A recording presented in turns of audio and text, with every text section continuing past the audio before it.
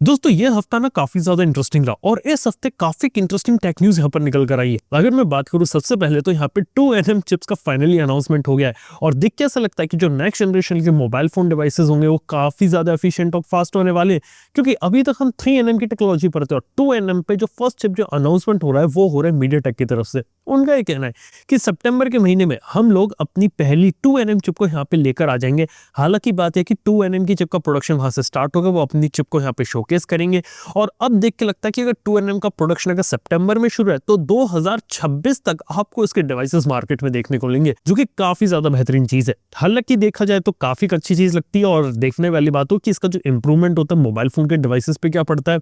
और मीडियाटेक अगर ये कोशिश कर रहा है तो इसके पीछे क्वालकॉम वाले क्या करते हैं और यहाँ पे एप्पल वाले तो बिल्कुल भी पीछे नहीं बैठने वाले। एक और इंटरेस्टिंग बात पता चलती है वो है क्वालकॉम की तरफ से। क्वालकॉम ने कंफर्म किया कि स्नैपड्रैगन 8 एलिट अपने टाइम से पहले आ जाएगा और देखा तो जो लॉन्चेस हो रहे हैं ना स्नैपड्रैगन के, जहां एक टाइम पर पहले जनवरी होता था फिर दिसंबर होता था, अब उनकी बारी आ रही है कि जो स्नैपड्रैगन समिट है वो यहाँ पे करेंगे सितंबर के महीने में, जो होगी 23 सितंबर से 25 के बीच। और उसी बीच में आपको देखने को मिलेगा स्नैपड्रैगन एलीट 2 या स्नैपड्रैगन 8 एलीट जनरेशन 2। ये प्रोसेसर काफी एक्साइटिंग होगा और ये नेक्स्ट जनरेशन के प्रोसेसर के साथ आएगा और इसके जो डिवाइसेस होते हैं शायद अक्टूबर तक की मार्केट में आ जाए। यानी कहने का मतलब ये कि जहां पहले आपको बहुत ज्यादा टाइम देना पड़ता था एक नए प्रोसेसर को मार्केट में आने में और उसके डिवाइसेस के आने में, ऑलरेडी डिवाइसेस बन भी चुके, चिप्स भी रेडी और वो टेस्टिंग के अंदर यहाँ पे जा चुके हैं। देखने वाली बात होगी कि 8 एलीट 2 के साथ इस साल शायद अक्टूबर नवंबर तक आपको मल्टीपल डिवाइसेस और देखने को मिले। इसके साथ ही बात करें तो क्वालकॉम और Xiaomi के बीच भी एक इंटरेस्टिंग डील हुई है। देखो Xiaomi जो है ना वो पिछले 15 साल से यहाँ पे काम कर रही है स्मार्टफोन स्पेस के अंदर और क्वालकॉम के साथ वो इनिशियली पार्टनर थे और वो अपनी डील को और स्ट्रॉन्ग कर रहे हैं ताकि जो क्वालकॉम की जो चिप्स होती है वो हर जगह यूज कर गए। मोबाइल फोन तो एक है, टैबलेट एक है, लेकिन इसकी जगह कार्स के अंदर, IoT डिवाइसेस के अंदर, जो स्मार्ट AR ग्लास Xiaomi बना रहा है उसके अंदर, इवन TWS वायरलेस ईयरफोन्स के अंदर भी, जहां पर क्वालकॉम की चिप्स को इंटीग्रेट करेंगे और Xiaomi इसके साथ मिलकर नए प्रोडक्ट्स यहाँ पे और डेवलप करेगा। तो इंटरेस्टिंग बात लगती है। लेकिन इससे भी ज्यादा इंटरेस्टिंग बात है कि Xiaomi क्वालकॉम की डील तो चल रही है, लेकिन Xiaomi वालों ने अपनी खुद की नई चिप भी बनाई है जिसका नाम है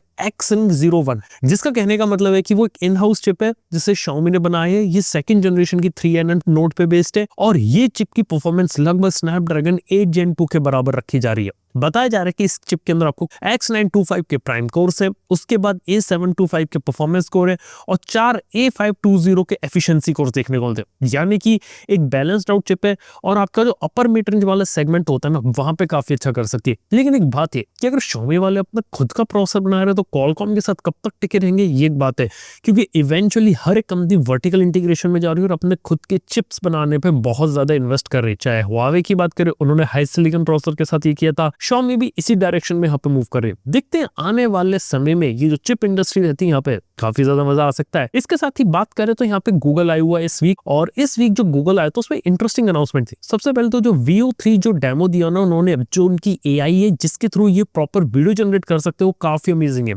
मतलब 1-2 साल पहले तक वीडियो जनरेशन पॉसिबल था लेकिन वो इतना खास नहीं था। फिर आपको OpenAI Sora देखने को मिला, उसके अंदर क्वालिटी काफी ज्यादा इंप्रूव हुई, लेकिन जो Veo 3 आ गया वो तो बिल्कुल ही हाइपर रियलिस्टिक लग रहा है। इवन ये लोगों ने ऑडियो को भी बना दिया कि अगर आपने एक प्रॉम्प्ट दिया तो आप ऑडियो भी क्रिएट कर सकते हो, डायलॉग भी क्रिएट कर सकते हो। अब वो दिन दूर नहीं लगता कि आपको सिर्फ एक प्रॉम्प्ट देना है कि आपको एक फिल्म चाहिए, एक्शन फिल्म चाहिए, और ये पूरी की पूरी स्क्रिप्ट लिख के उसका पूरा का पूरा फिल्म आपको बनाकर यहाँ पर दे दे। AI बहुत तेजी से यहाँ पे इवॉल्व कर रही है, तो ये बहुत ही ज्यादा इंटरेस्टिंग चीज लगी जो गूगल आए में हुई थी।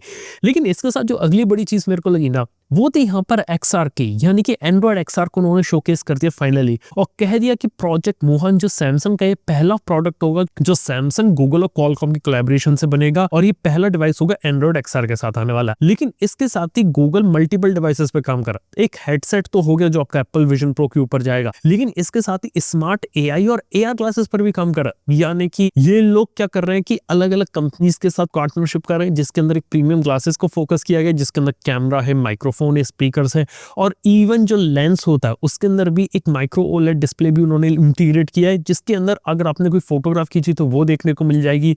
अगर आपने गूगल मैप्स लगाया तो गूगल मैप का नेविगेशन आ जाएगा।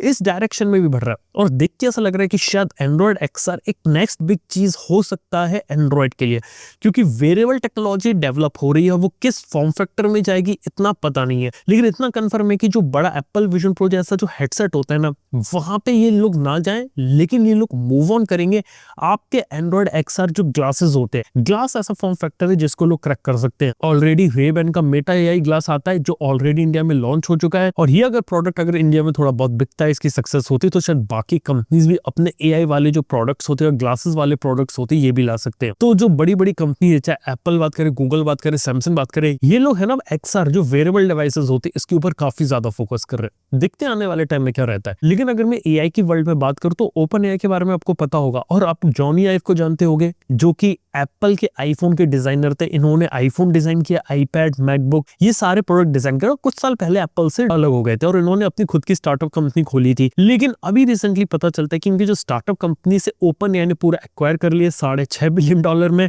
और ये लोग मिलके एक प्रोडक्ट बना रहे जो फिजिकल प्रोडक्ट होगा, AI प्रोडक्ट होगा, जो शायद वेरेबल कैटेगरी का होगा, जिसके अंदर आपकी लाइफ में इंटीग्रेट होगा और आपके मोबाइल फोन डिवाइस से कनेक्ट होगा। तो हाँ यार, डेफिनेटली अभी भी देखा है तो ह्यूमन वाला प्रोडक्ट खत्म हो गया, कंपनी यहाँ पे बिक गई।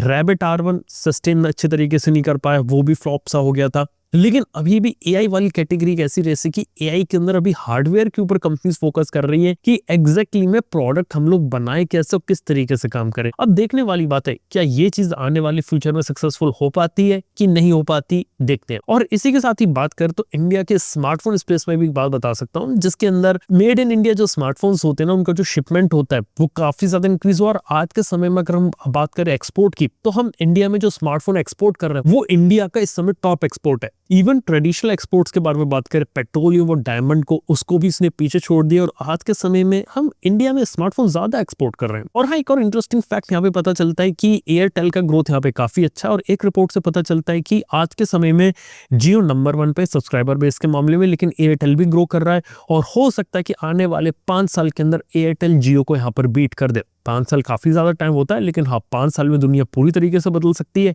देखने वाली बात है कि एयरटेल और जियो के लिए आगे कब तक चलते और क्या जियो कब तक जो है वो यहाँ पे नंबर 1 बना रहता है। और फाइनली इंटरेस्टिंग न्यूज है मेरे पास इंडिया के स्मार्ट वॉच मार्केट से लेकर। इंडिया का स्मार्ट वॉच मार्केट देखे Q1 2025 का वो 33% ड्रॉप हुआ है। यार 1/3 ड्रॉप होना बहुत बड़ी चीज होती है। और सबसे बड़ी बात यह कि लास्ट ईयर तक इंडिया के स्मार्ट वॉच मार्केट में तकरीबन 80 ब्रांड काम करते थे, लेकिन अब इंडिया के स्मार्ट वॉच मार्केट 2025 में सिर्फ 58 ब्रांड्स यहाँ पे बचे हुए हैं। यानी कि कंसोलिडेशन हो रहा है, मार्केट के अंदर प्रीमियमाइजेशन हो रहा है, और देख के ऐसा लगता है कि आने वाले समय से 15 या 20 ब्रांड्स ही बचे रह जाएंगे। इसके अलावा किसी और ब्रांड के लिए यहाँ पे शायद जगह बचेगी नहीं, स्पेशली स्मार्ट वॉच और वेरेबल वाले सेगमेंट में। जब प्रोडक्ट्स आ जाएंगे, बड़ी बड़ी कंपनीज अपने प्रोडक्ट्स भी लेकर आएंगी, और लोगों को पता चलेगा कि सस्ते चाइनीज चीप आपको स्मार्ट वॉच जो पकड़ाई जा रही है वो किसी मतलब की नहीं है। अगर आपको एक अच्छा प्रोडक्ट चाहिए, कुछ ज्यादा स्पेंड करना पड़ेगा, और लोग अगर प्रीमियम के ऊपर मूव होते हैं, तो ये एक काफी इंटरेस्टिंग चीज होगी देखने वाली। क्योंकि हालांकि अभी तो क्या कि सस्ती वॉचेस वॉल्यूम में निकल गई, लेकिन धीरे धीरे ना इनका सफाया हो जाएगा। ये बिल्कुल माइक्रोमैक्स ऐसी कहानी है। माइक्रोमैक्स भी इसी तरीके से काम कर रही थी, और वो भी मार्केट से साफ हो गई। जो कंपनीज बची वो स्टैंडर्ड प्रोडक्ट ला रही थी, वैल्यू फॉर मनी प्रोडक्ट ला रही थी, वो लोग मार्केट में सस्टेन करते चले गए। हालांकि प्रीमियम कैटेगरी में स्मार्ट वॉचेस वाला मार्केट अभी भी ग्रो हो रहा है। लोगों को एक हाई क्वालिटी का प्रोडक्ट चाहिए, ना कि सस्ती क्वालिटी का प्रोडक्ट। ये तो यहाँ पे कंफर्म हो रहा है। देखते हैं स्मार्ट वॉच वाला और जो वेरेबल वाला मार्केट रहता है, ये आने वाले फ्यूचर में किस तरीके से ग्रो करता है, किस तरीके से इवॉल्व करता है, कंसोलिडेशन होके कितनी कंपनी यहाँ पे बची रहती है। तो दोस्तों यार, ये था आज के इस पॉडकास्ट के अंदर इस हफ्ते की कुछ इंटरेस्टिंग टेक न्यूज को मैंने आपके साथ शेयर किया। थैंक यू बने रहने के लिए। मैं आपसे मिलता हूँ अपने अगले पॉडकास्ट के अंदर। Good bye.